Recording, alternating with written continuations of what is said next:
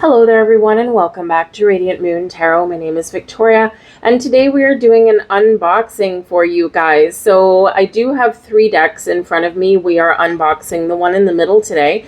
All these 3 came in the September 2025 quarterly card deck subscription club from Hay House.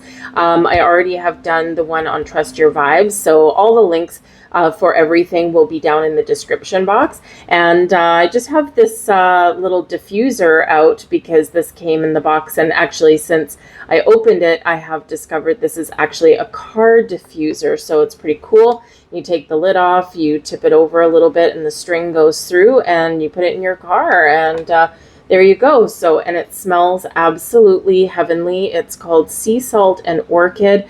House of Candles by Adrian. So anyways, I did look them up. They're about $10 each, and but like I said, it just smells absolutely amazing. There you go. Anyways, so I'm going to put these 2 aside, and we're going to open up today the Fairy Tale Heroine Oracle. And of course, on the front of the deck there is our lovely little Red Riding Hood with our menacing looking wolf on there. So this is by Sharon Blackie and illustrated by Amanda Clark. So let's open it up. Let's see what this thing looks like and get our first impressions. Do you have this deck already? I'd also love, by the way, to hear your first impressions of it as well. My opinion is just one. My first take is just one. So always love to hear other people's insight or experiences with these things. So anyways, so the back of the box here, number one, it's a very nice, firm, hard box, and we've got a magnetic closure. Fancy dancy. All right, fairy tales hold deep, rich, let me try that again. Fairy tales hold rich, deep lessons that reveal a pathway towards change and living more fully in the world. At their heart is the process of transformation.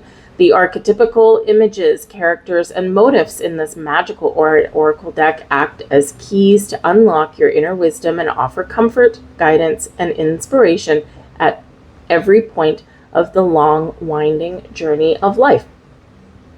So we've got a few sample cards at the back. Dr. Sharon Blackie is an award-winning writer, psychologist, and mythologist specializing in the mythic imagination. Ooh, interesting combination there. Amanda Clark is a professional artist whose work is deeply inspired by the magic of nature and the rich stories hidden within it. Nice.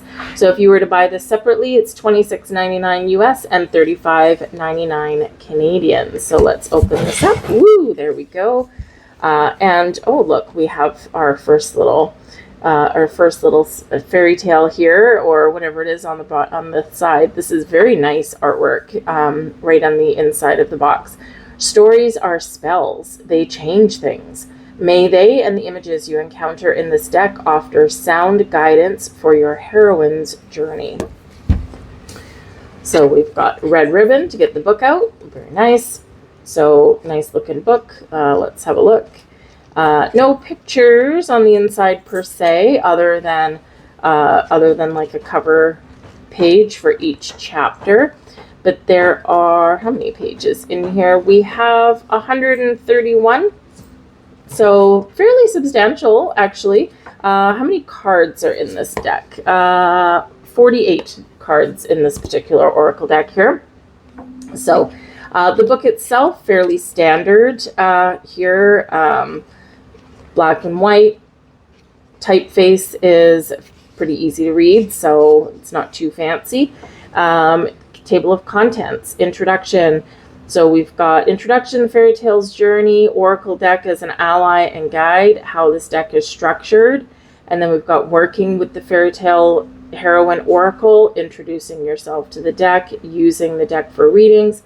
Ways of reading, we've got 1 card pull, the fairy tale heroine's journey spread, and then we've got some going deeper. And then we've got the cards. So interestingly enough, so this is an oracle deck, all right, but it does have suits. So suit number 1 is tasks. Suit number 2 is places. Suit number 3 is guides. And suit number 4 is tools. So it's kind of handy.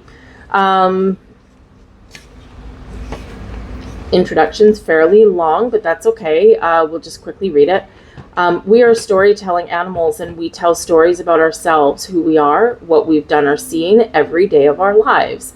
This narrative approach to the world begins in childhood, when we start to make sense of the world through the stories we find. Or perhaps I should say the stories that find us, because sometimes it can seem that way, when a tale with a character just like us, caught in a situation just like the one we're in, arrives right on time in a book or a movie or a story we're told. The stories we encounter as children teach us so many of the things that we really need to know, and many of the finest teaching stories are fairy tales. They show us how to find our way out of the dark forest, how to befriend people and animals who will help us, how to behave in ways that lead to good outcomes.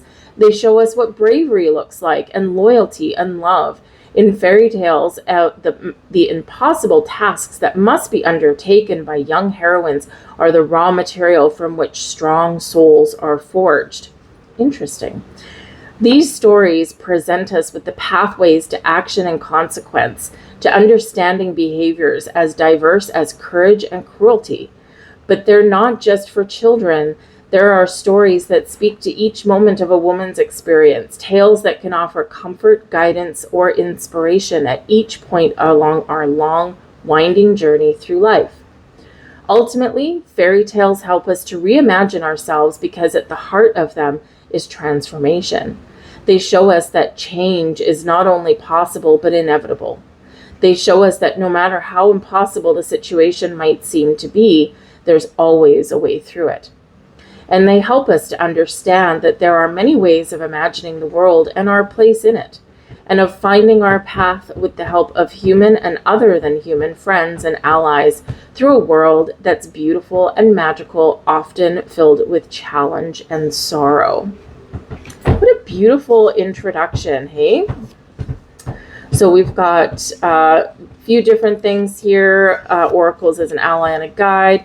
How this deck is structured, we did look at the suits in there. So we do have suit 1, task. The task card represents tests that are set for the fairy tale heroine so that she can grow and transform and ultimately reach her destination. When these cards appear in your readings, they'll indicate the nature of the work that's ahead of you so that you too might reach your goal. Suit number 2, places. The places cards depict the magical locations through which the heroine must pass, and in which she'll be tested during her journey. When you pull these cards, they'll indicate the nature of the challenges you face and the qualities of the environment that you're operating in right now. Suit 3, the guides. The guides are cards characterize the allies and the antagonists that the heroine might encounter along her path. When these cards show up for you, you might ask yourself questions about the guidance you need and set about exploring the qualities of the particular ally who's offering insight and intelligence as you navigate this stage of your journey. Suit 4, tools. The tools card portray the gifts that will empower the fairy tale heroine to fulfill her destiny. If one of these cards finds its way into your reading, think about the image and the emotions it evokes in you, as well as the ways it can be used or the nature of its medicine. So working with the oracle, introducing yourself. All right, we got 1 card pull. Let's see, fairy tale heroine's journey. There's no pictures on there. It just describes on what order the cards can be pulled for that particular spread. Write your own fairy tale, and then we get into the descriptions of the cards. So let's grab these cards. There we go. Again, beautiful inside of the box there. It really is pretty. All right. So here we go, and take that little thing off. And so we've got a beautiful tree and a moon. Cardstock, a little bit thicker than the last one, but so it's a cardboardy stock. It is flexible a little bit, okay, so enough for you to use them. Card size, fairly standard oracle size these days. a little bit bigger than a tarot card, probably about, I don't know, maybe 20% bigger or something like that. So some people find these easy to shuffle, some people not so much. If you struggle with them, turn them to the side and shuffle them overhand with the skinny side in your palm. So cardstock is always a little bit subjective, right? What one person loves, another person hates. So anyways, but these ones seem to be okay. I'm hoping they don't warp a little bit, as some of the stuff from Hay House has started to do. And sometimes right when you take it out of the box, it starts to warp just a little bit. And by that, I do mean just, here's your flat card, right? And it'll just warp, just a little slight bend in it, which isn't like a huge deal. It's not a total deal breaker, but it's kind of a little bit annoying. So anyway, but I'm just going to zoom in just a little bit there. There we go. And let's have a look at the cards. I'm going to hold them in my hand, I think, because they are cardboardy and they are just fresh out of the box. So they're probably going to stick just a little bit. There's a very slight, it's a matte finish, but there's a little, very slight little reflection off of those. So they're a little bit, I wouldn't call them slippy, because they're not slippery, but they're a little bit more of a finish to them than just a regular kind of cardboard style one would be. Anyways, we have apprenticeship. There's someone there learning a skill, learning a craft. Sorting, getting organized, putting things all together. Housekeeping.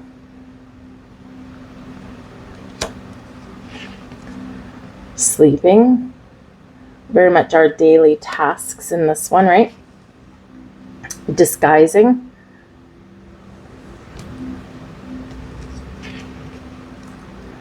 Shape-shifting.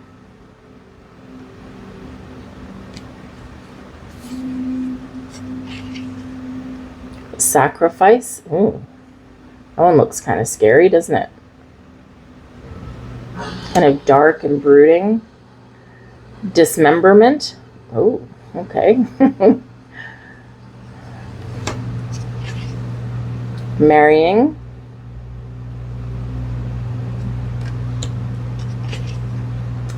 Saving. I guess that's saving someone from something or saving yourself from something. Solving. Finding innovative ways to solve problems, perhaps. Spinning. Spinning yarn. What is that? What is that one fairy tale? Rapunzel, right? Was that Rapunzel? Yeah. There was another book that we used to read when we were kids. What was it called? It was a little bit obscure. The Princess and the Goblin. I think there was also like a weavery thing there.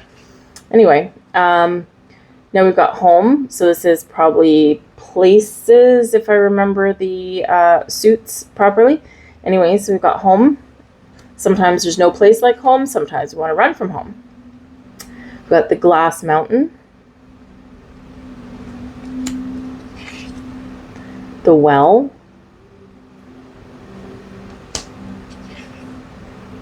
The witch's cottage. Well, we all know which one that is, don't we? The witch's cottage, made of gingerbread, or at least it looks like it. The king's palace. The smithy. Got the enchanted forest.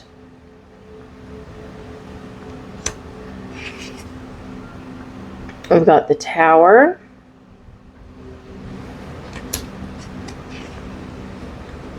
The wall of thorns.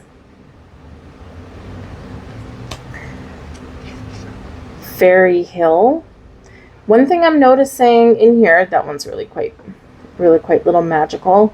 One thing I am noticing here, that the numbers of the cards repeat themselves. I just noticed. So if we refer back to the book, wherever the table of contents went. Yeah, see, so we have tasks in the first group that we looked at. And so we've got cards 1 through 12. And now we've got places, again, 1 through 12. And we're on number 10. And we already had a number 10 in the saving, in the tasks.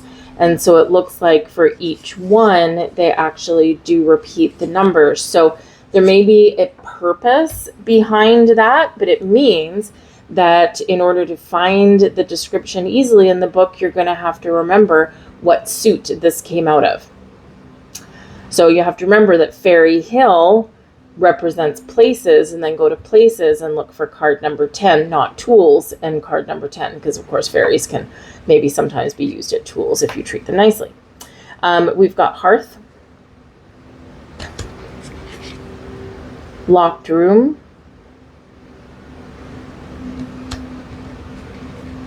see, now we start at number 1 again, and so this would be our guides.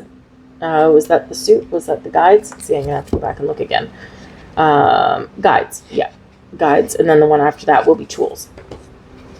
So a witch as a guide certainly can be. We've got the wise woman. Could also be referred to as the crone. The wolf. Now, is the wolf a guide, or is he a little bit of an antagonist? Anyways, we've got the wolf there. We've got the dragon. And of course, depending on the fairy tale, the dragon can be friend or foe, right? Dragons can protect treasure, or protect you if you make friends with the dragon. But typically do guard something, and you need to slay the mighty dragon, right? Anyway, we've got talking horse. That'd be cool. Stepmother. Stepmother is always perceived in fairy tales to be kind of the evil one, right? But they can sometimes be a friend as well. We've got fairy godmother. We've got a frog, right, wearing a crown. So if you kiss the frog, will he be your prince? Maybe, maybe not. Giant.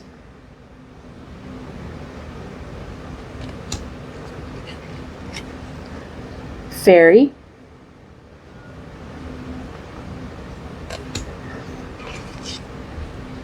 Snake. Now, a snake always has some very interesting meanings behind it, doesn't it? Number one, if you find a snake in your house, right, you know, you probably don't want a snake in your house, right? You open up a cupboard and there's a snake pops out, right? You probably don't want that. Hiding under your bed, slithering around. You probably don't want that. But snakes can sometimes be deceptive, but they can also represent a healing, right? Shedding of the skin, revealing something new, right? So it just depends how you look at it. So it might be interesting to have a look at that one and see how that's interpreted in the fairy tale version of the snake. Probably not in a good way, but you never know. We've got the devil, red and fiery. And now here's our tools. We've got thread, laying a path, right? So we'll find our way back home. So we've got thread we can use. We've got a box to hold all of our keepsakes safe and secure. We've got a mirror. We've got bones, used in all different practices there. Shoes. You don't want to run through the forest without any shoes on, that's for sure. Got a spindle to hold our thread. Nettle. Nettle can be used in potions and lotions, but nettles can also sting, right? They can hurt. Word magic.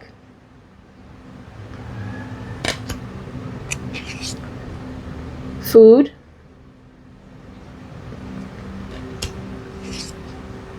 Kiss. Can kiss be a tool? Yeah, I guess kiss can be a tool, can't it? Seed, plant the seed, watch it grow. And we have a key. Key unlocks things, finds solutions to things, unlocks doors. So anyway, so there are our fairy tale heroine oracle. Now what were we going to look up? Snake. Snake. Where did the snake go? Snake. Snake was in this one, I think. Here we go. What number was Snake? Let's see. He was a little further down, I think. And fairy. There he is, number 11. Snake number 11. See, 11s can certainly represent new beginnings. So anyways, but let's look up our snake and see what he says and get a feel of how the book reads, right? Like what is the makeup of the descriptions in the book. You can look at the snake while I do that. In most European folk traditions, snakes or serpents are perceived as negative characters. In the beautiful old French tale of the fairy Melusine, the heroine is cursed by her mother to become a serpent from the waist down every Saturday. When Melusine's husband eventually discovers her serpent tail, he considers her to be a monster, someone he can no longer trust, and she's forced to leave. And yet, in our oldest mythology, the snake or serpent is also a powerful symbol of the divine feminine, and especially of fertility and life force. A snake's ability to shed its skin and grow a new one again and again makes it a symbol of rebirth, transformation, immortality, and healing. Snakes slithering over the ground, making their homes in cracks and holes, are also associated with the underworld and with hidden knowledge. Knowledge that might have a price. Several European fairy tales have the heroine marry a snake. However, when the fairy tale heroine encounters a snake on her path, she would do well to be wary. The pursuit of the chthonic, the potent yet hidden knowledge of the underworld, may be tempting, but it isn't always wise. Sometimes you might just bite off more than you can chew. Is there something hidden in your life which is calling out to be encountered? Interesting. So there you go. So is the snake that you find, is it friend, foe, or is it revealing something hidden? Interesting. I'd be interested to really kind of deep dive into this deck, I think. Because even though, the keyword on the cards is very simple, it's straight and to the point. The images on the cards are easy to interpret, right? But, just from that one card with the snake, right? Again, it can have multiple meanings, multiple depths of layers of information. And so depending on the circumstance that you're in or the question that you're asking, remember, whenever you're pulling a card, right, it's always about your intention. What do you want the card to tell you? What is your question? What are you asking? What insight do you want to know, right? There's no point pulling a card without a question, right? And even if it's a daily card, right, you're still pulling for, what is my message for today? Or what guidance do you have for me today? What do I need to look out for today? Right? What blessings are headed my way today? So, depending on the question, it gives the layers of nuance to your card that you pull, or multiple cards, right? So, so this one, it might be really quite interesting. And of course, fairy tales, folk tales, they're passed on from multiple generations over and over and over again, but there's a lot of crossover, between cultures, and between countries. So anyway, so it might be really interesting to go through this one. It might not necessarily be one that I would pick up off the shelf. I'd probably look at it. I'd probably read it. I'd probably be like, okay, yeah, that's kind of interesting, but, maybe another day, right? And so here it is. And so I will certainly give it its due attention and see how it works for me. But anyways, I would love to know your first impressions. I would love to know if you have this deck as well. Have you used it? What do you think about it? Do you like it? So I'd love to know all of that. But everything that I'm doing the unboxings for and the walkthrough and everything that came in this particular card deck box, I'll link everything all in the description box down below so you can just kind of jump back and forth with ease. But I thank you guys for watching. I hope you enjoyed the deck, and I'll see you guys next time. Bye.